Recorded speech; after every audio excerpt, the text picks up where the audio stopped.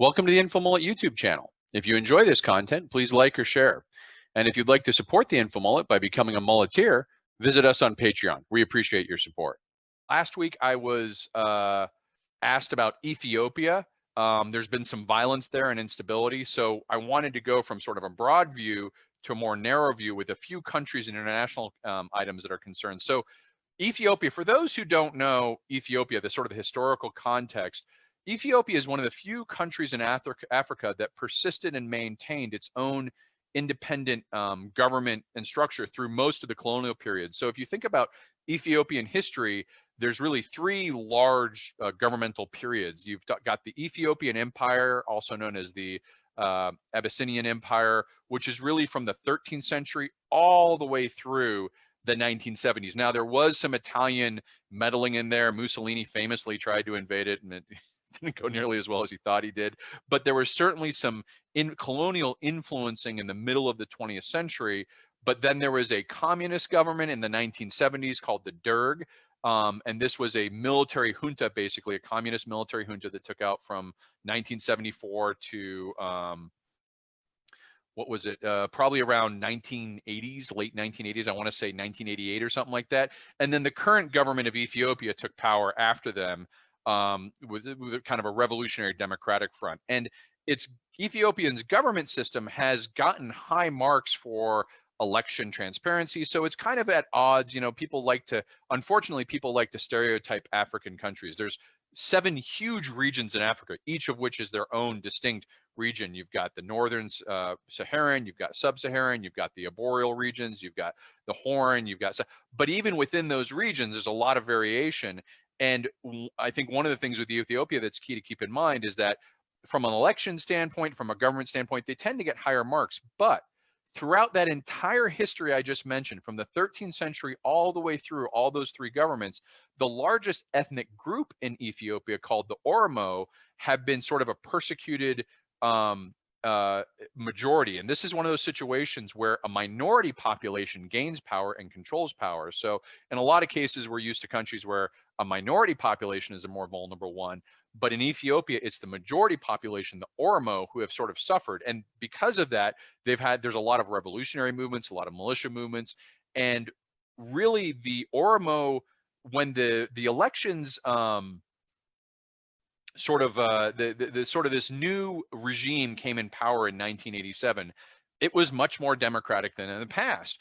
But in 2005, it was one of the very disputed elections, and you ended up having a situation where the governing power at the time did not want the Oromo to gain as much power as they were apparently going to. And you had massive violence, and basically within a period of months, almost 800 people, I think, died, or maybe it was closer to 300 people died and several thousand were injured.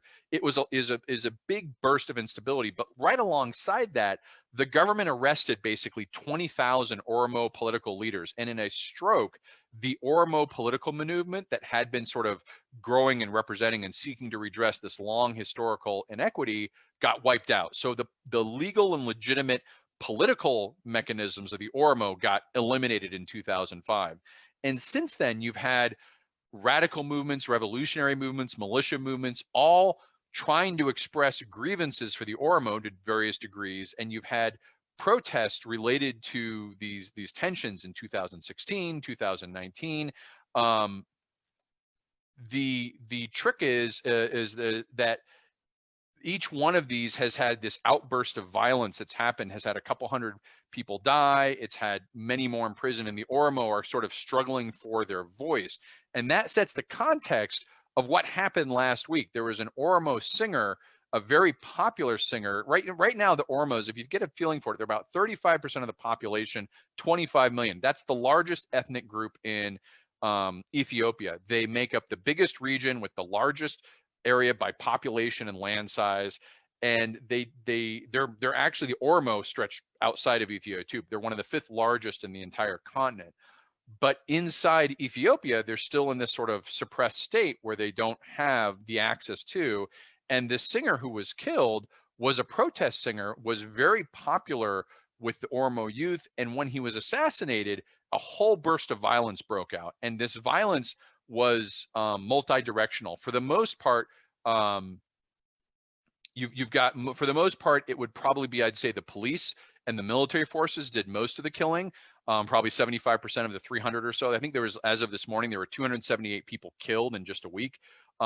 Most of that was done by security forces. So again, the government is trying to suppress the Oromo from speaking. So there's a long-standing history. Now, the Oromo now have positions.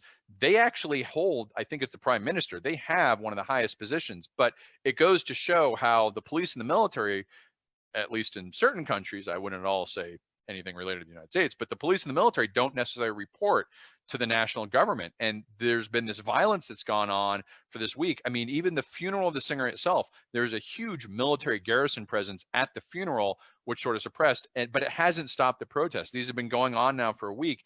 And it speaks to this kind of roiling instability that traces back to 2005 and wiping out. If you wipe out someone's legitimate means of expression, you don't stop the problem. You just drive it underground and set the conditions for this kind of serial Thanks for watching the video. Hope you enjoyed it. If you'd like to follow the InfoMullet, visit us on Facebook or Twitter. And if you'd like notifications when we post new video content, click on the red subscribe button below the video. If you've ever wanted to become a mulleteer and support the InfoMullet, visit us on Patreon. We appreciate the support.